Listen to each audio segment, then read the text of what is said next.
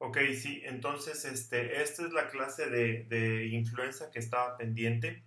Bueno, influenza, o sea, para fines prácticos es un virus que lleva en circulación por los siglos de los siglos, amén, como dice, ¿no? Cada 30 años, aprox, no es una regla, pero por así decirlo, cada 30 años ha habido mutaciones importantes del virus que permiten que se vaya presentando cada vez más en, en las personas y que puedan causar brotes epidémicos graves, como vemos aquí, que fue pues en la influenza española, posteriormente algunos otros estragos en 1957 con una influenza asiática, 1968 Hong Kong y posteriormente pues en la pandemia del 2009 con influenza H1N1, ¿no? Entonces, hay tres diferentes tipos de virus de influenza, influenza A, influenza B y C, y mucho ojo con la influenza A, que pues es la que está asociada con dos cosas, con los brotes de pandemia, con las pandemias, perdón, o sea, estaba redundando, con las pandemias, y otra, compartimos receptores con otros animales como llegan a ser aves, cerdos.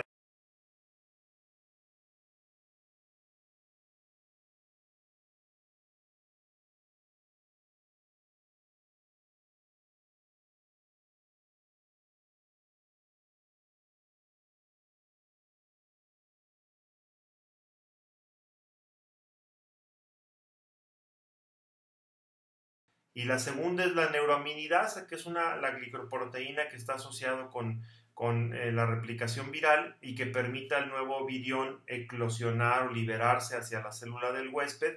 Y bueno, pues aquí tenemos N1 y N2 es como lo más frecuente.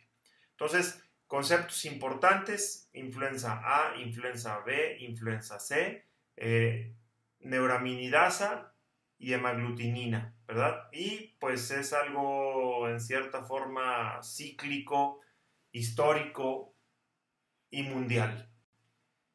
Compartimos con otras especies, como puede ser las aves migratorias y como puede ser, por ejemplo, el ganado porcino, receptores de ácido ciálico que permiten que el virus se una y pueda entrar a la célula y esto eventualmente llega a haber rearreglos genéticos y estos rearreglos genéticos es lo que condiciona la aparición de nuevos virus, ¿verdad?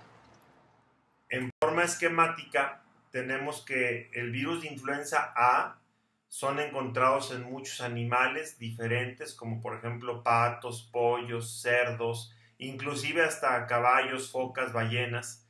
Y hay, por ejemplo, 16 subtipos diferentes de maglutinina y 9 subtipos diferentes de neuraminidasa, ¿verdad? Todos los cuales se han encontrado en influenza A en aves silvestres. Las aves silvestres son el reservorio natural primario de todos los virus de influenza A y se piensa que son la fuente de los virus de influenza A también de todos los animales, ¿no? O sea que, y estos virus de influenza A son los que pueden causar infección leve o asintomática en aves. Sin embargo, el rango de síntomas en aves varía grandemente dependiendo de la cepa del virus. Y la infección en ciertos virus de influenza aviar, como por ejemplo H5 o H7, pueden causar infección diseminada en algunas especies de aves silvestres, especialmente en aves como pollos o pavos. Con cerdos y con caballos también compartimos entonces este tipo de virus que nos pueden ocasionar pues infección año con año o en diferentes grados con pandemias, ¿no? Dos conceptos bien importantes que tienen que tener en cuenta. Derivación antigénica menor y derivación antigénica mayor, ¿verdad? Derivación antigénica menor, cambios en las proteínas, mutación, selección genética, y esto es lo que hace que son mutaciones puntuales leves que hacen que cada año tengamos diferente vacuna de influenza y la otra, los cambios antigénicos mayores, que son rearreglos genéticos intensos, cambios totalmente en las proteínas, que llegan a producir virus diferentes y que no están cubiertos por la vacuna anual y que pueden ocasionar situaciones graves, como por ejemplo de pandemias. Sí, aquí tengo ejemplos, por ejemplo, de lo que viene siendo un rearreglo de una cepa pandémica, por ejemplo, aves acuáticas migratorias que transmiten hacia otra especie, como en este ejemplo puede ser el cerdo, y que posteriormente pues el cerdo transmite al humano, y de ahí hay un rearreglo genético de las diferentes proteínas del virus, y luego esto de forma eficiente se transmite a los humanos, ¿no? Por otro lado, tenemos otro ejemplo que son aves migratorias que transmiten a aves de corral. Estas aves de corral con otro virus humano se hace un virus quimérico y esto potencialmente se transmite entre humanos, ¿verdad? Como ha llegado a suceder en otras ocasiones, ¿no? Y por último, esta que es como una de las más temidas, que es la influenza AH5N1, en donde aves migratorias transmiten hacia aves domésticas, de aves domésticas al humano, y lo que preocupa es la eficiencia que pueda haber para que se transmite finalmente de humano a humano. Y ese es influenza AH5N1, es uno de los principales candidatos para que haya una nueva pandemia de influenza, caray. Aquí les muestro, o sea, es sencillo, es el árbol filogenético del virus, el último virus de la influenza. Lo que les quiero enseñar es que fíjense que este virus que está acá, este es el resultado con los diferentes segmentos genéticos que debe tener un virus de influenza, ¿sí? Entonces, con sus 8 segmentos genéticos, como este virus es hijo del hijo del hijo de un virus de influenza aviar H1N1, es hijo de otro H1N1 que es el clásico de Eurasia y Norteamérica, porcino, ¿verdad? Y tiene también segmentos genéticos de un virus estacional humano H3N2. Entonces, así es como suceden las pandemias. O sea, las pandemias es una licuadora genética en donde hay quimeras, y esto es lo que finalmente pues, nos llega a dar en la torre a los humanos, ¿no? La influenza, muy fácil de transmitir. 20% de la población mundial infantil y adulta se infectan anualmente. Es muy fácil transmitirse de persona a persona. Algunas cepas año con año causan enfermedad más grave que otras. Si te dedicas a ver pacientes anualmente te vas a dar cuenta de eso. Hay años de gripitas, hay años de gripotas y hay años de griponototototas, ¿verdad? Entonces, ahora sí que sabemos, la temporada de influenza es como la temporada de huracanes. Sabemos cuándo es, pero no sabemos en dónde va a llegar y cuándo va a llegar, ¿sí? Entonces, lo importante siempre es enfocarnos a la prevención, ¿no? Es altamente o fácilmente transmisible entre personas a través de tos y estornudos, a través de la vía aérea y a través del contacto.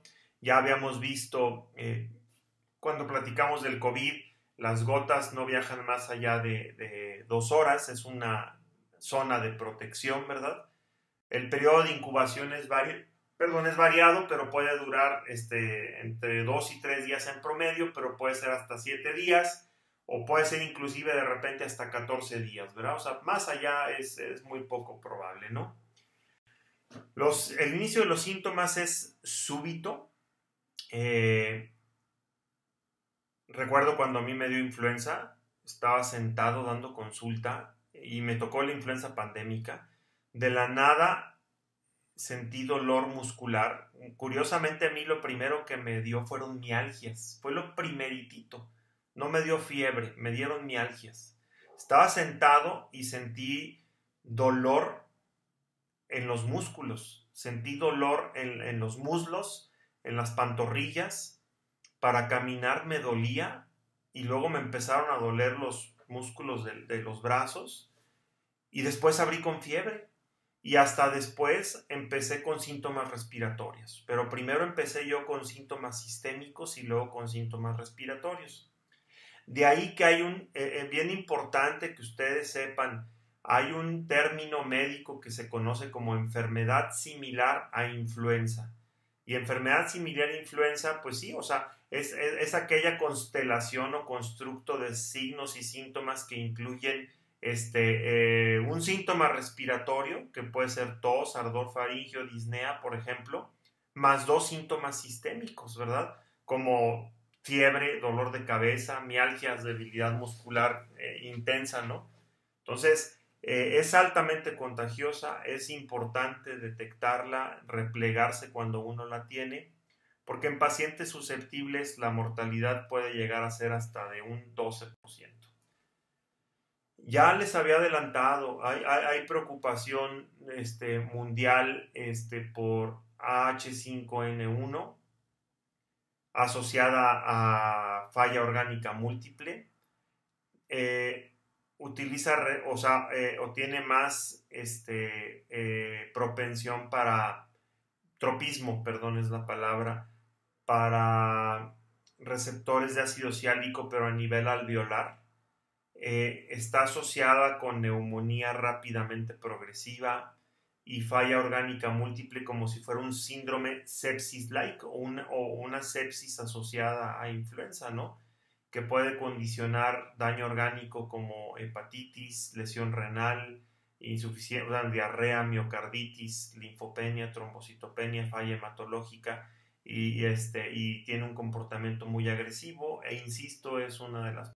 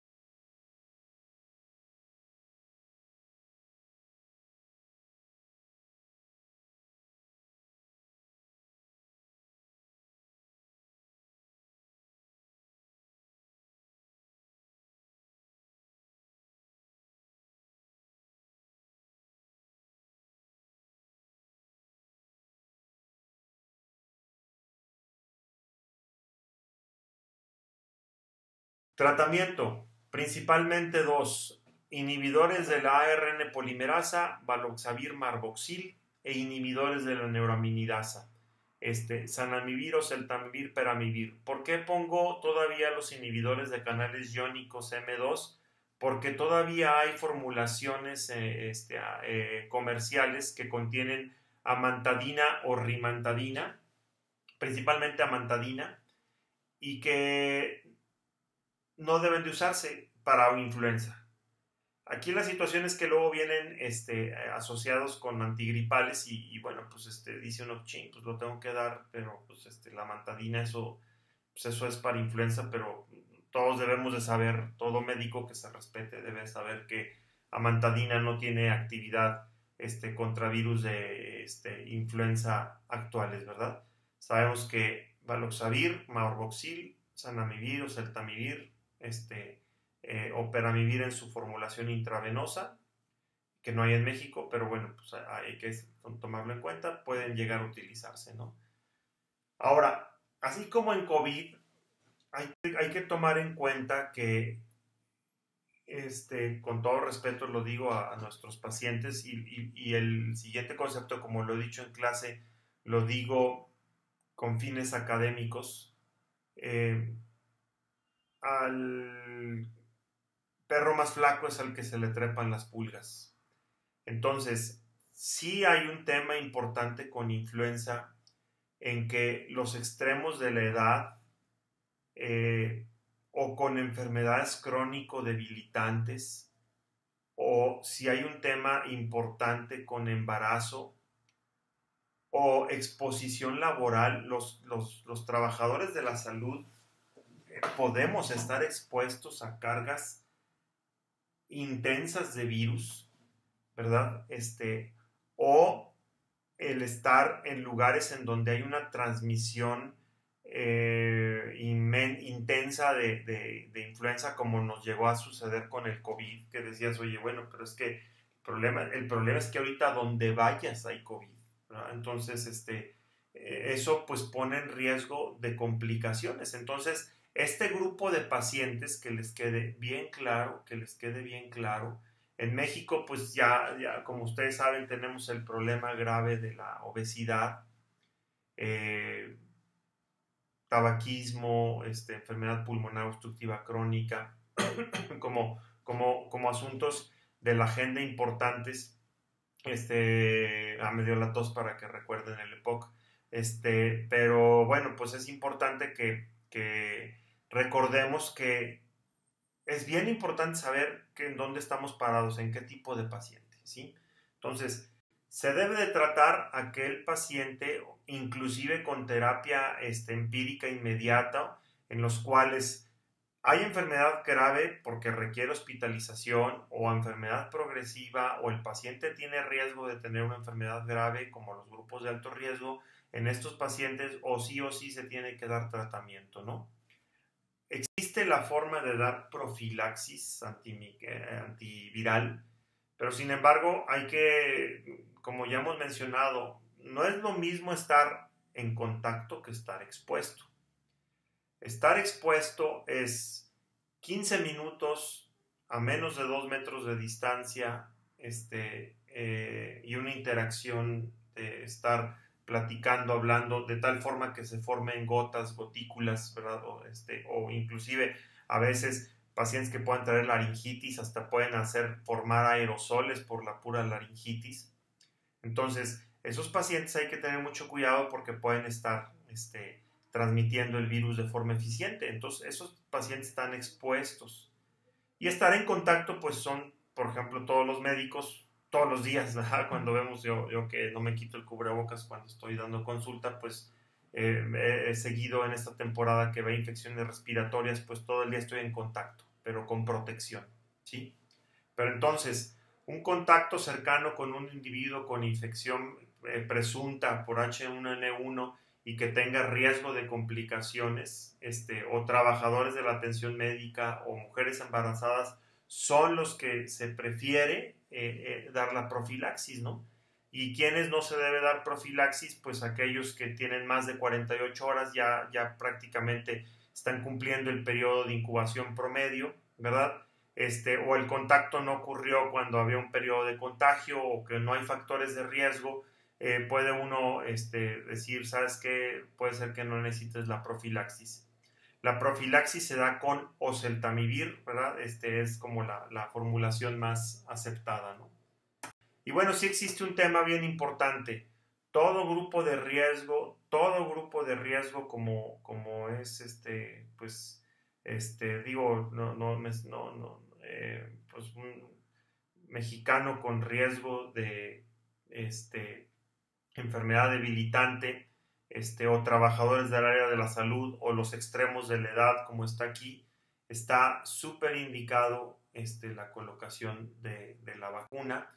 Y aquí tomo por último esta diapositiva de la Asociación Mexicana de Vacunología, que se me hace muy práctica, en donde pues sabemos que influenza y COVID, por el tipo de población que tenemos los mexicanos, pues sí, lo ideal es que todos debiéramos de recibir una vacunación anual actualizada de COVID y de influenza, ¿verdad? Por el tipo de población que tenemos en nuestro medio. Ahora, que luego haya programas en donde se le dé prioridad, pues sí a pacientes que tienen mucho más riesgo, pues bueno, ese es otro rollo, pero no deja de ser lo ideal que pues todas las personas a partir de los 6 meses de edad debemos de recibir nuestro refuerzo de COVID-19 e influenza.